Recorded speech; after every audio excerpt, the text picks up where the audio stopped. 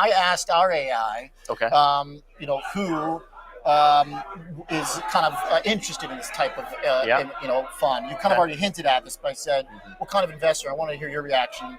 It's less about conservative investors and more about those who want predictability with the trade-off. The buyers and trying to beat the market. They're outsourcing timing to the product itself. Is that kind of what we just talked about? We're diversifying timing risk. Yeah, exactly. Okay. Yeah, we keep reading here if you want, but The high net worth investors who want the smoother coupons and sideways markets, advisors managing clients who fear the drawdowns. There you That go. part I think we know is part of the sales pitch, and yield seekers in low vol regimes. That kind of comes back to what you mentioned earlier. Is it it's different than a bond proxy, but like it kind of That's can't be right. thought about that way. Yeah, you're going to get that high stable income level. There are risks. The risk you're taking on is a severe sustained market drawdown like 2008 as we described.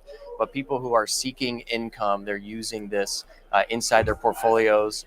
The volatility is going to look a lot like the S&P 500 over time. So you have to be comfortable with equity-like market volatility, and you can exchange that for a really high stable coupon. So yeah, the last piece that we didn't mention is taxes. The coupons are remarkably tax efficient.